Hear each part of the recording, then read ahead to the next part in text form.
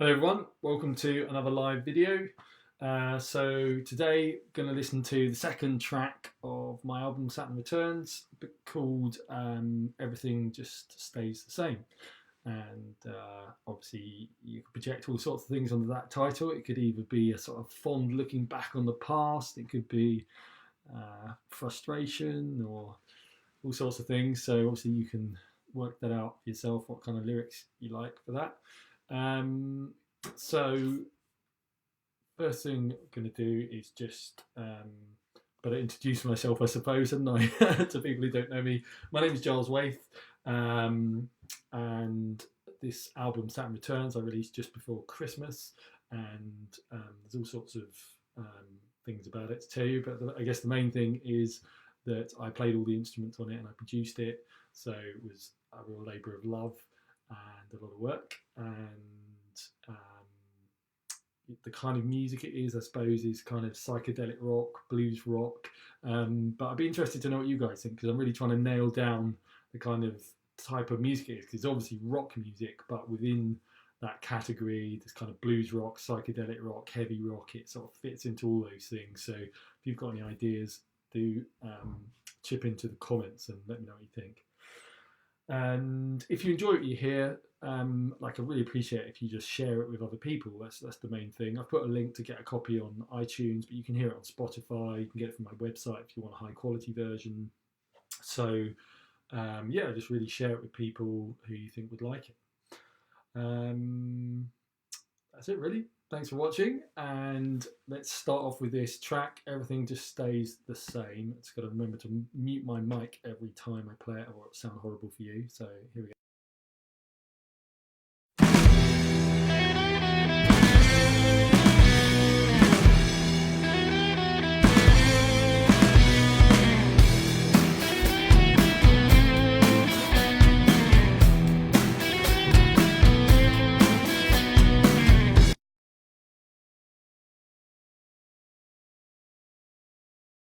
You couldn't hear that, could you? So let's try that again. So I love hearing that intro. I'm really happy with it. Kind of big crashing sound, got that sort of 60s lead guitar sound, and I use a pedal called the Tone Bender Mark II, which I bought probably like 6 or 7 years ago. And I just went to this guitar shop. I think it's called, no, not sure. Maybe Macari's. It's on Charing Cross Road. And I just went in. I think I was just had some time to kill, or I was buying some strings or something, and I saw that pedal. I just thought I'd give it a try, and several £100 later, I left the shop with it, and totally don't regret it, because I use it on absolutely everything, and it makes everything sound good, especially lead guitar like that. And I think there's 2 or 3 guitars playing. Probably 2 guitars playing the same part there, the little lead part. That's it really about that intro. Let's play just the beginning. So the first intro, we've got that crashing bit, and then we've got, it kind of gets into the main groove of the song. So let's listen to that. Everything that's in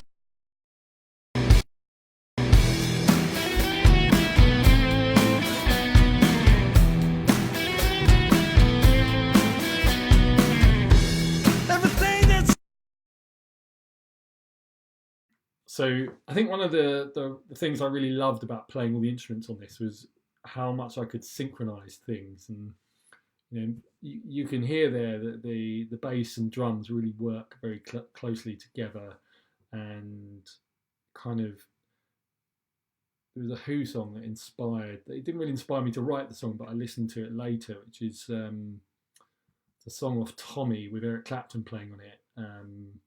But I can't remember the name of it, unfortunately. There you go. Check out Tommy, Eric Clapton playing on it. And there's a video where they're like they're in a church and they're receiving something like communion or something from who's a guitarist in the Who. I know that, Pete Townsend. That's ridiculous. He's like one of my favourite guitarists. And it's a funny scene, an amazing song, and it kind of had this really snappy and tight rhythm section. I wanted to get that same sound here. I mean, totally different chords and things like that, but just that same sort of feeling. I think it worked. I'm happy with it. Let's go on to the first little chunk of lyrics.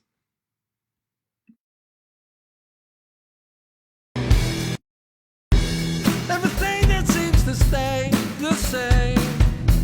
Stagnation, it's the name of the game.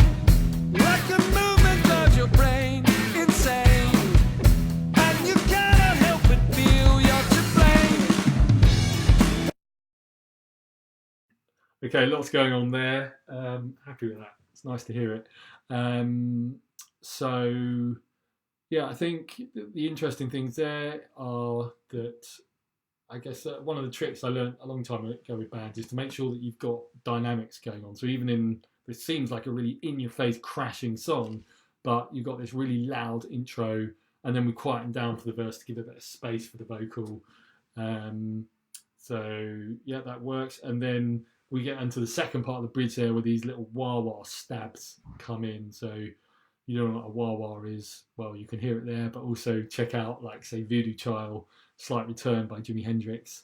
It's just a guitar effects pedal, and those kind of stabs down, down. Like, I totally love those. They're the type of thing that I kind of dreamt of doing when I was a teenager. In fact, I was doing it when I was a teenager in bands, but kind of wanted to do in recordings because I didn't have the opportunity to record there really. So I was really happy with how they came out, and I've got a wah-wah pedal, but embarrassingly, it's kind of not in good nick. I need to open it up and clean it and things like that, because kind of dust gets in the electronics after a while. And luckily, they had a really good one at the studio in Bath, where I was recording that part of it, and it sounded really good. And you can hear also that it's synchronized with these kind of chokes on the hi-hat. Let me just play that to you quickly.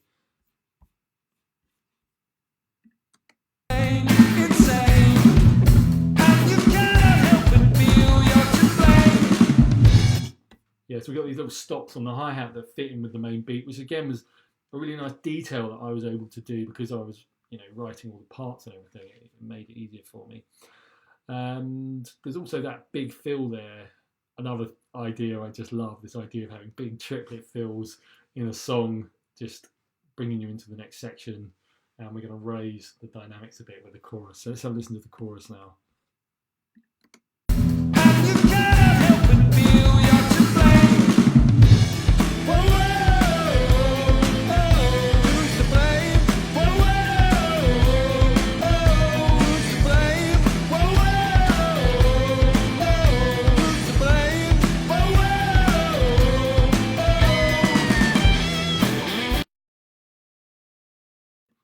Okay, so yeah, that chorus, it's one of those things that came out better on the album than it was beforehand. So that was really, really cool. It was actually, I mixed like a lot of it myself, but I had a day with an amazing mixer called Scott Barnett, who also did a day of recording with me as well. And one of the things he brought to the table was using different reverb. So reverb, that kind of echoey sound, and I was just using one that was built into the program I was using, and he either suggested I use this plugin or just used it in a way I hadn't, and made that sound absolutely massive. So I'm really happy with how that came out. In fact, I like all the bits of that. So, and as I said before, I don't say this from a point of view of arrogance. It's just nice when stuff actually works out sometimes. So, when you're experimenting all the time with these things, not everything does. So it was cool. So let's go on to the next little segment. We've got a little guitar solo coming in now.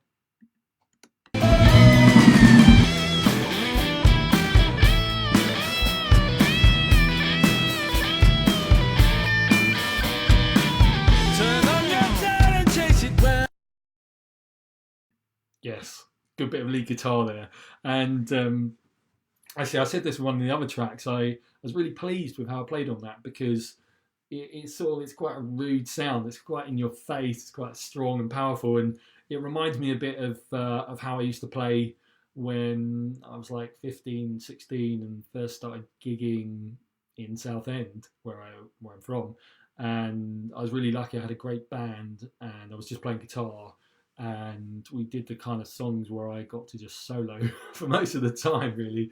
And I think, in a way, I was more expressive than some of the times when I was playing later. And listening to that solo, it has that same quality for me, and so that was a lot of fun. It's quite sort of sharp, and yeah, I'm happy with that. It sounds pretty cool in my mind.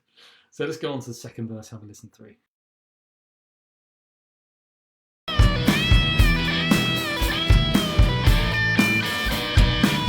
Turn on your tail and chase it round the line.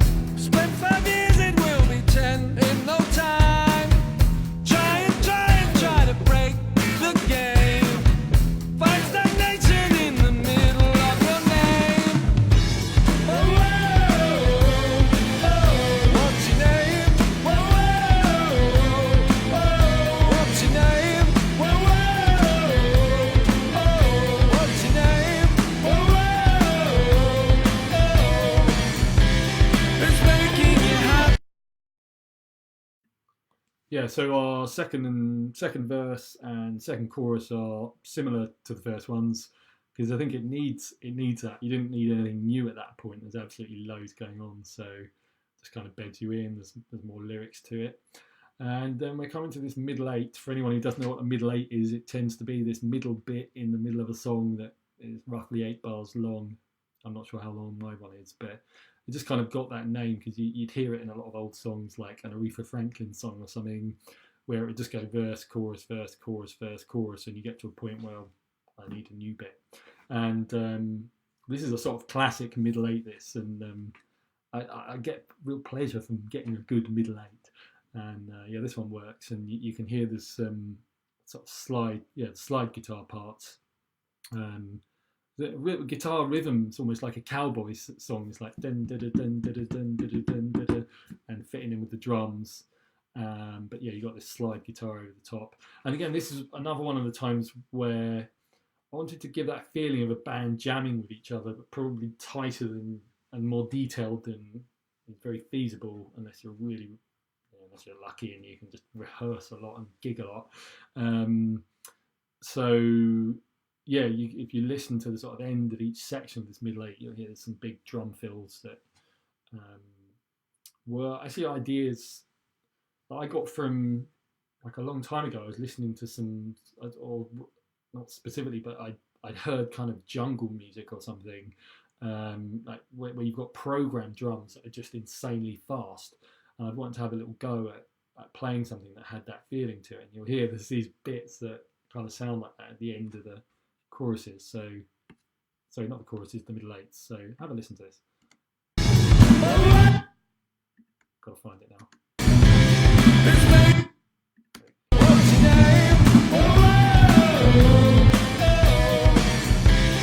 It's making you happy, it's making you sad, it's driving you on. This energy is burning in you, it's burning up you.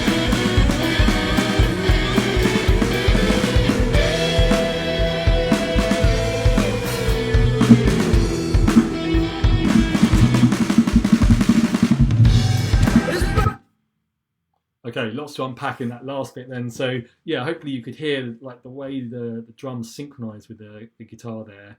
And then there's a total breakdown. And there's a type of drum pattern in there that I've got quite into in the last year or two. You listen, like a lot of the work, yeah. Well, I did a few tracks. God, was it last year? I'm getting confused. Yeah, last year. No, I guess it's a year before now, because obviously we're just in a new year. But I did a bunch of cover songs, which were totally reworked. You can find them on YouTube. So there's not a lot of the original song bar the lyrics in there. And I got into this idea of you're kind of keeping the beat going, but there's no hi-hat or crash cymbal or ride going on. It's just a sort of a way of keeping just drums going, really. So have a little listen to this second part in the middle eight.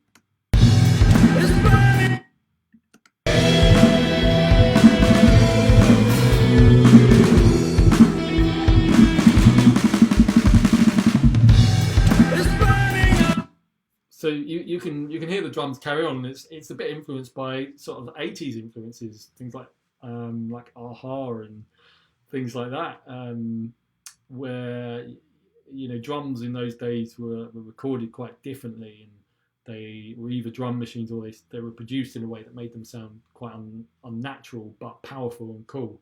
And there's a little bit where I wanted that in there. And then at the end of that, we got the massive drum fill. This is the type of thing I liked. So it took a lot of work getting these things right, but yeah, happy with that. Let's go from there then into the next section of the song. It's burning.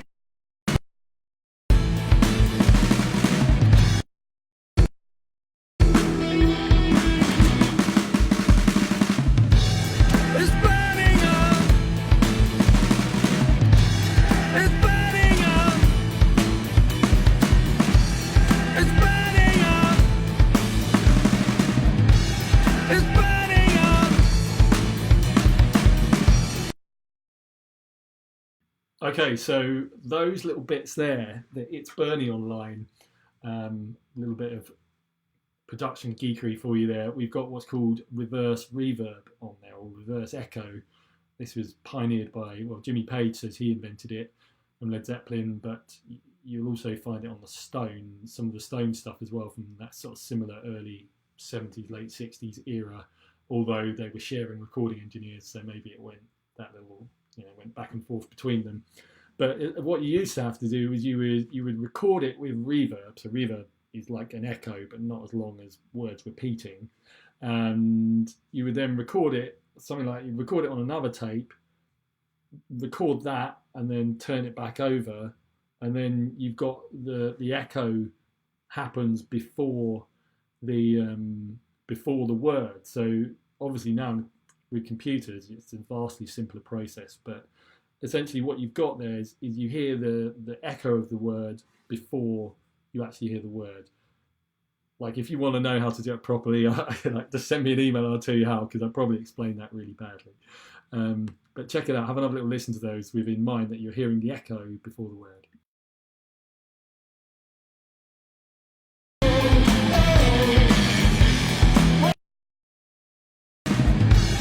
It's burning up. Whoa.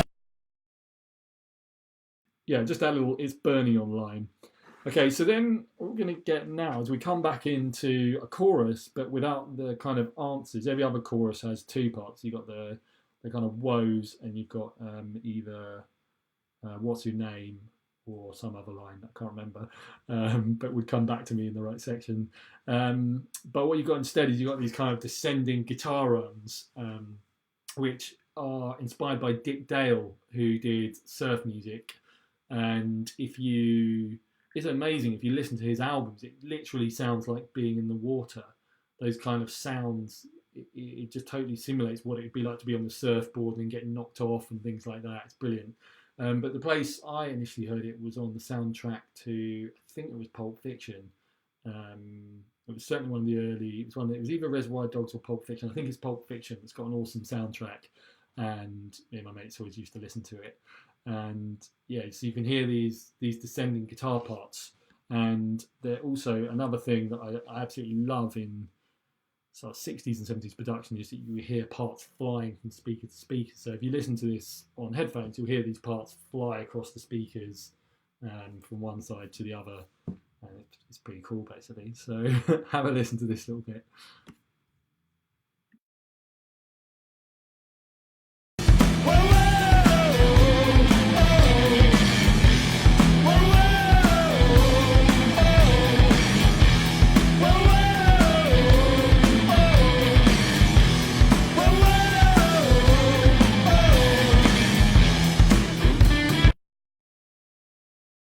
It's going to be an interesting challenge trying to play that live when I get myself a group together.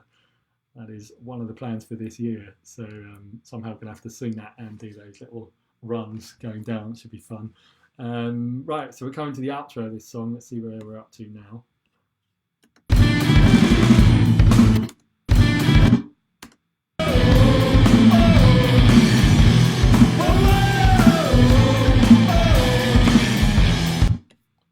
Yep, it's time for another guitar solo. Always very welcome in my book, and it's a nice little ending to the song, so let's check this out.